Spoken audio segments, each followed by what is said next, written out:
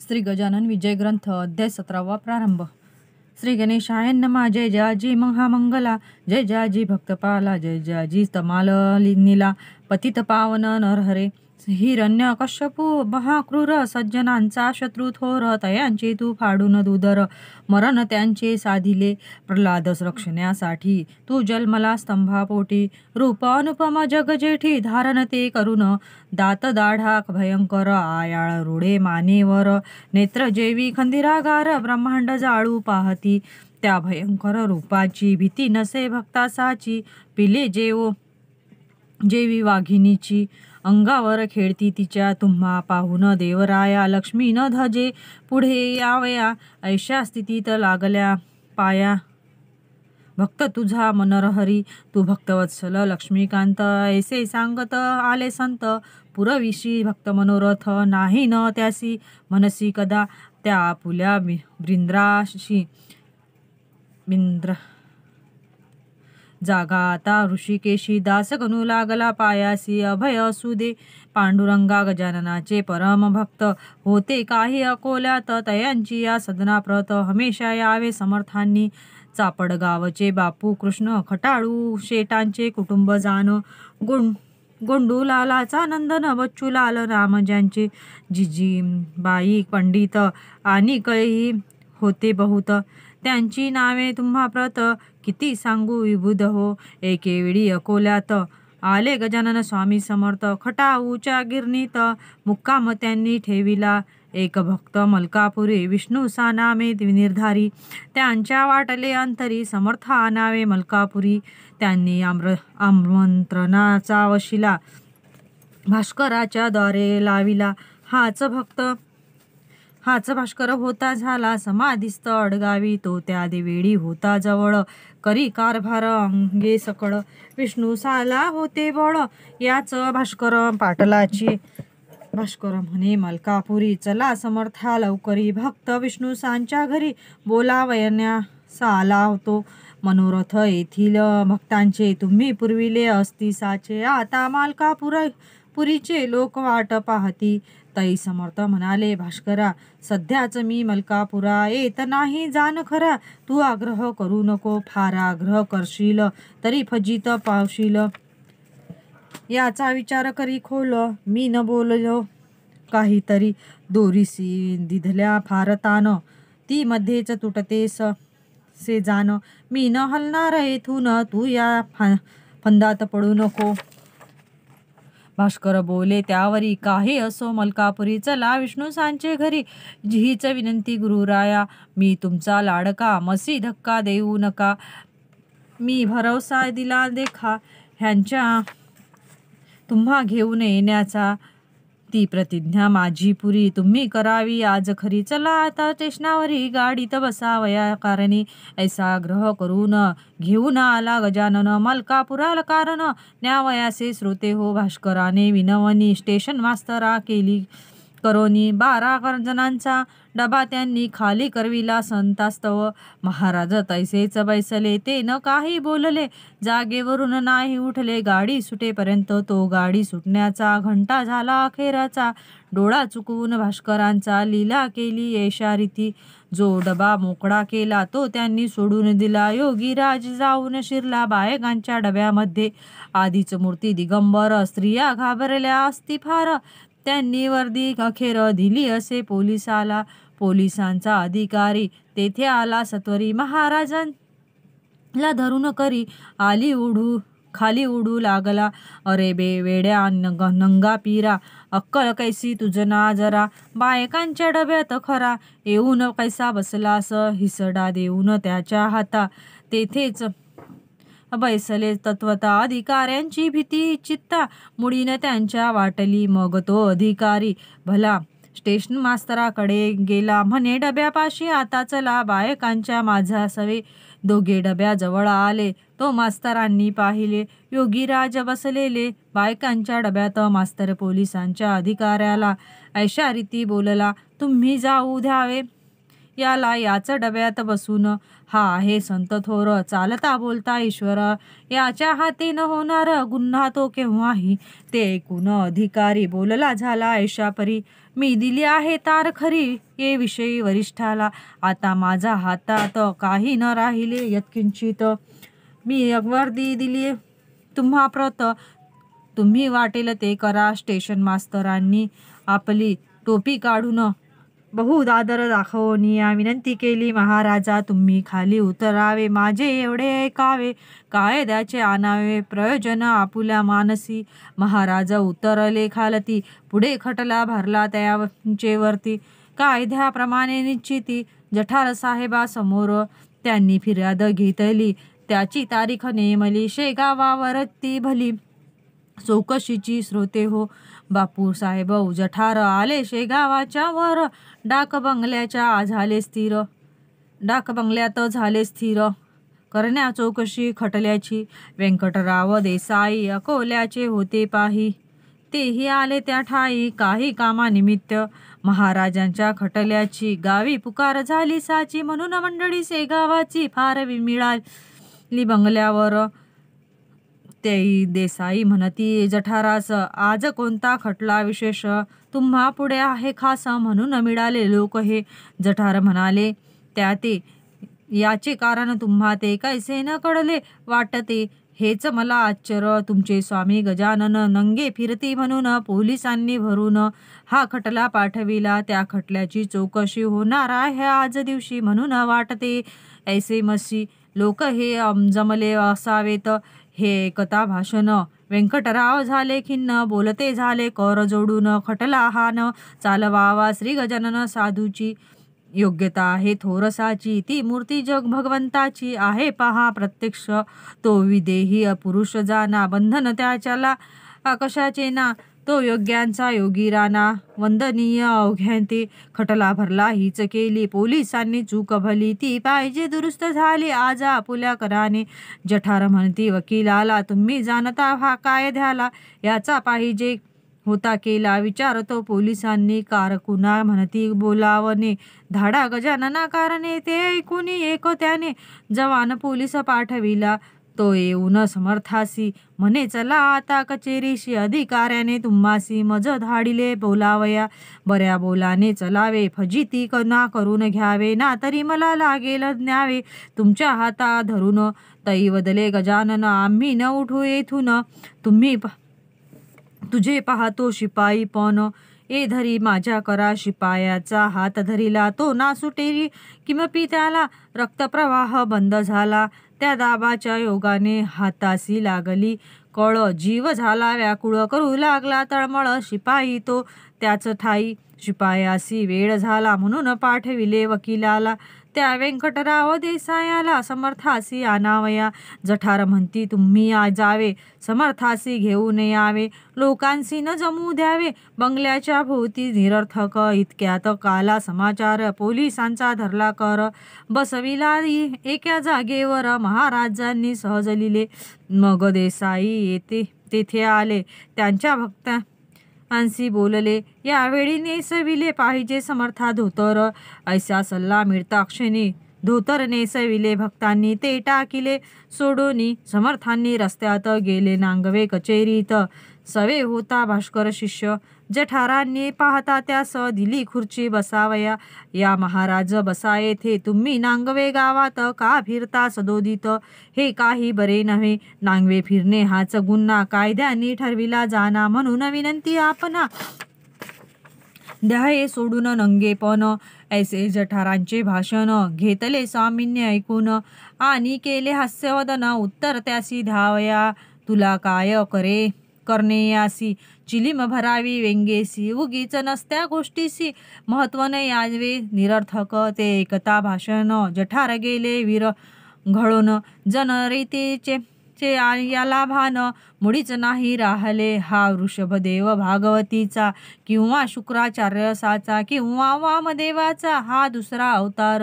हा निजानंदी सदारत खचित आहे चिन्मुख जीवनमुक्त.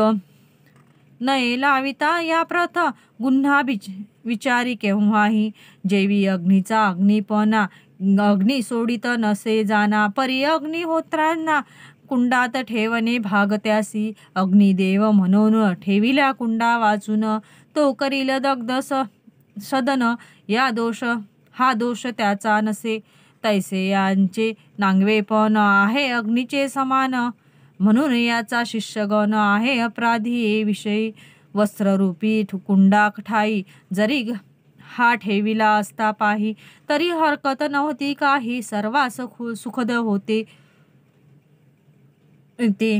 ऐसा विचार पूर्ण केला जठारांनी चित्ती भला, आणि हुकुम फरमाविला त्यांनी पुढील प्रमाणे. महाराज मूळचे जीवन मुक्त त्या ठेवणे व्यवस्थित. भास्करांचे काम सत्य होते न ते केले त्यांनी. म्हणून मी भास्कराला 5 रुपये दंड केला. ऐसा खटल्याचा निकाल झाला. जठारा पुढे शेगावी. समर्थ म्हणाले भास्करासी, पुन्हा ऐशा आग्रहासी करशील का सांगमशी. निज फजिती करून घ्या. या भास्कर काही न बोलला, मौन धरून राहिला. तेथून मंडळींनी केला ऐशा प्रकारे विचार. समर्थासी अग्निरथी न बसाव्या वा येथून कल्पांती. विनाकारण कटकटी होती ते काही बरे नव्हे. हा क्रम कित्येक दिवस चालला असे गावास. भक्त बैलांच्या गाडीस बसवू लागले महाराज. या रीती अकोल्यासी आले एकदा पुण्यराशी. बापूरावाच्या सदनासी जाऊन या उतरले. याच वेळी यवन जातीचा साधू मेहताबशा नावाचा होता कुर्मगाविसाचा. मूर्तिजापुरा सन्निध. त्याने बापूरावाप्रती सांगितले होते ऐशा रीती. जेव्हा समर्थ अकोल्यास येती तेव्हा आम्हा कळवावे. अकोल्यात आल्यावर श्री गजानन साधूवर बापूरावांनी सत्वर मनुष्य धाडीला कुरुमासी. तो ऐशा रीती घडून आले. मेहताबशा येण्या निघाले. अकोल्यास या भले समर्थासी भेटावया. अकोल्याचा मनुष्य म्हणे मध्ये भेटला रस्त्यास. जो आला होता न्यावयास मेहताबशा कारणी. तो मनुष्य भेटता क्षणी की पुसू लागले मधुरवचनी. त्या मनुष्याला लागुनी मेहताबशा श्रोते हो. तू न जावे कुरुमाला बैसामच्या गाडीला. आपण जाऊ स्टेशनाला. मीच आहे मेहताबशा. पहा संत आल्याचे वर्तमान. कळले संता लागून कोणी न सांगता जाण. त्रिकालज्ञ ते खरोखरी. मेहताबशाच्या संगाते 2-4 यवन होते. अवघे येऊन सदना ते उतरले. बापूरावांच्या दुसरे दिवशी प्रांतकाळ. मेहताबशा होता जेथे बसला. महाराज आले तया स्थळा निजलिले करून. मेहताबशानेचे धरून केस समर्थांनी ताडिले त्यास. त्या ताडण्याचा उद्देश हाच होता विबुध हो. यवन जातीत जन्मून काही न केला उपयोग जाण. यवनाचे आडदांडपण नाही अजून गेले रे. या आडदांडपणांनी तत्वघात केला होऊन जाणी. मृत्यूलोकीचे अवघे प्राणी चिंताग्रस्त होतील. तुझे मेहताब आहे नाव, त्याची काय आठवण ठेव. दोषरूपी तमावा तुझ्या पुढे मिळू नये. हा द्वेषरूपी अंधार वाढत चालला वरचे वर. याची नाही तुला खबर, म्हणून तुझला ताडिले. ऐसा मिळता इशारा मेहताबशा तोषला खरा. साधूच्या अंतरा जाणता ती निसंशय. जेव्हा मेहताबशाने शाते ताडिले तै संगतीचे यवन भले. कावरे बावरे होते झाले. तो प्रकार पाहून मेहताबशा बोलला त्यासी, तुम्ही न राहावे आम्हापाशी, जावे निघून कुरुमासी. हेच आहे उत्तम. शेख कडू शिवाय जाण गेले चौघे निघून. तो द्यावयासी आमंत्रण बच्चूलाल पातला. म्हणे उद्या द्या घना, यावे तुम्ही भोजना. या दासांची या सदना हीच आहे विनंती. दुसरे दिवशी तांग्यात बसवून समर्थाप्रत मोठ्या थाटांनी मिरवीत निज सदना आणिले. परिसमर्थ तांग्याखाली उतरलेले नाहीत मुळी. तेने मंडळी चिंतावली. म्हणे का न उतरती हे. तसाच तांगा नेला परत बापूरावांच्या सदनाप्रत. मंडळी पडली घोटाळ्यात. समर्थे ऐसे का केले. काल आमंत्रण घेतले, आज तांग्या खाली न उतरले. याचे कारण शोधिते झाले आपापल्या बुद्धीने. त्यात होता एक धूर्त, तो बोलला अवघ्या प्रत. मला समजले एक गीत, या गोष्टीचे ये वेळा मेहताबशाला वगळिले. म्हणून महाराज नाही उतरले. भोजनाचे काम न केले. मेहताबशाला आमंत्रण आता घेऊन दोघांशी बसून एका तांग्यासी म्हणजे ते निश्चयेसी उभय ताही येतील. तेच वाक्य खरे झाले. दोघांनाही मिरविता नेले. मेहताबशाला उतरविले मंदिराजवळी थेटरात. श्रीरामाच्या मंदिरी गजाननाची उतरली स्वारी. परी तेही गेले अखेरी उठोनी या थेटरात. अवघ्यांची झाली भोजने. मग मेहताबशा लोकांस म्हणे, मला तुम्ही तिकीट देणे पंजाबचे काढून. तै शेख कडू बोलला त्या मेहताबशा फकीराला, तुम्ही कुर्मच्या मस्जिदीला टाकून कैसे जाता हो. ती मशीद बांधून पंजाबासी जावे हे आपण काम अर्धे टाकून जाणे उचित नसे. तुम्ही मेहताबशा शेखकडूनशी बोलता झाला प्रेमेशी. आग्रह धरून कामशी ऐवेळी निरर्थक गजाननाचा हुकूम झाला मजसी पंजाबात जाण्याला. आता एक क्षणही या स्थळा मी न राहू शके हो. समर्थाच्या कृपे करून मशिदीचे काम पूर्ण होईल माझे हे वचन. सत्य तुम्ही मानावे धर्माविषयी दैत्य संता ठाई नसते सत्य. ते अवघ्या धर्माप्रत समसमान मानिती. खुडे देऊळ मशिदीची तुम्ही नका वाढवू साची. ती वाढता दोघांची आहे हानी होणार. सामान देऊळ मस्जिदीचे एकची आहे साचे. आकाराने भिन्नत्वाचे त्याचे मानून भांडू नये हो. यवन तेवढा खुदाचा आणि हिंदू काय भूताचा. पोक्त विचार करायाचा मनुष्यपण टिकवावया. तरीच होईल कल्याण. हिंदू आणि मुसलमान हे एकाच देवापासून निर्माण असती झाले. धर्मबाप्पा ज्यांच्या त्यांनी प्रिय मानावा प्राणाहुनी. विधर्मांच्या ठिकाणी अलोट प्रेम धरावे. हे न झाले जोवरी सौख्य लांब तोवरी. जा मशीद होईल पुरी गजाननाच्या कृपेने. मेहताबशा निघून गेले पुन्हा नईकडे परत आले. या गोष्टीचे पाहिजे केले मनन हिंदू यवनांनी. पहा मेहताबशाला जरी ताडिते झाले साक्षात्कारी. परी द्वेष नव्हता अंतरी प्रेम अलोट होते हो. महालागी घेतल्या विना भोजनान गेला योगी राना. हे मुद्दे मनी आना या गोष्टीचे श्रोते हो. असो या बापूरावांची कांता एक होती साची. तिला भानामतीची बाधा होती विबुध हो. मळवट यावा घटकेत घटके माझी कंठातात. घटके माझी वस्त्राप्रत अग्नी तो लागावा. बिब्याच्या पाठीवर फुला याव्या अपरंपार. कधी दांडीवरील चीर जळून जावे अकस्मात. या भानामतीच्या त्रासांनी ती बापूरावांची कामिनी. शीन गेली होनी अन्न पाणी न रुजे तिला.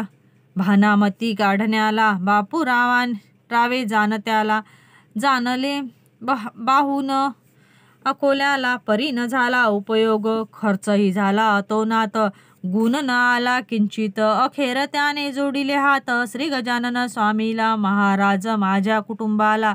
भानामतीचा त्रास झाला केले नाना उपायाला. आता मात्र कंटाळलो तुझी पाऊले माझ्या घरा. आज लागले गुरुवरा तेथेच नाकावा आसरा. भानामतीस मिळावा ज्या दरीत पंचानन बसला आहे येऊन. तेथेच का ओरडून दिमाख दाखवावा कोल्ह्यांनी. जेथे कस्तुरी दरवळली तेथेच का हो राहावी भली. गुरुराया ही ओंगळी घाण भानामतीची. ऐसी विनंती ऐकून गजाननांनी अवलोकन केले निज कृपे करून. बापूराव कांतेला त्या योगे श्रोते तिची. भानामती निमाली साची नाही किंमत माकडाची. सिंहाची या पुढे हो. असो एकदा फिरत फिरत महाराजा आले अकोटात, नरसिंगजींना भेटण्याप्रत बंधू आपला म्हणून. त्यांच्या मठा शेजारी एक विहीर होती खरी, जाऊन त्या विहिरीवरी बसले गजानन महाराज. पाया आत सोडिले, डोकावून पाहू लागले, आतील जलालाही भले, वरच्यावरी स्रोते हो पाहून या त्यासी ऐशी कृती. लोकसांशक झाले चित्ती, नरसिंग महाराज विचारती, अरे हे काय करतोस गोदा यमुना भागीरथी, तुम्हासाठी येथे असती. आणखी तीर्थे आहेत किती, हे पाहतो डोकावून, तुला त्यांचे घडते स्नान, मी का राहू तसाच जाण. या तीर्थांनी मला स्नान आज येऊन घालावे, त्यांनी स्नान घातल्या विना मी न येथून हरले जाना. ऐशा ऐकुनी भाषणा, कैक म्हणाले या रीती, खरोखरी हा आहे पिसा, शेगाव नादी लागला कैसा. जरा थांबा येथेच बसा, काय करीत या हा पाहू पुढे. तो विहिरीतील जलाप्रत उकड्या उठल्या अगणित, स्रोते एका निमिषात विहीर भरली पाण्याने. हजारी कारंजा यांच्या परी गजाननाच्या अंगावरी वर्षू लागले पहावारी. त्या विहिरीचे ते धवा, लोक म्हणती गजानन, या रे स्नाना लागून नाही उरले प्रयोजन. विहिरी माझी उतरण्याचे, गंगा यमुना गोदावरी वरती आली आहे खरी, स्नान साधाये अवसरी. या पुण्य सरितेचे भाविकांनी केले स्नान, निंदकांनी खाली मान घातली तो पाहून प्रकार त्या पाण्याचा. संत जे जे आणती मनी, ते ते पूर्वी चक्रपाणी, त्यांच्या वाणी लागुनी असत्यता न दे परमात्मा. स्नान होता समर्थ उठले, पाणी पहिल्या परी झाले, विहिरीच्या त्या तळास गेले, उकड्या बंद झाल्या. नरसिंगजीसी भेटून निघून गेले द्यागन, शेगावासी बैसून मनोवेगाच्या वारूवरी. स्वस्ती श्री दास गणुविरंचित, हा श्री गजानन विजय नामे ग्रंथ, तारक हो भवाब्दित भाविक भक्ता कारणी. शुभम भवतु. श्री हरिहरार्पणस्तु. इति श्री गजानन विजय ग्रंथस्थ सप्तमोध्याय समाप्त.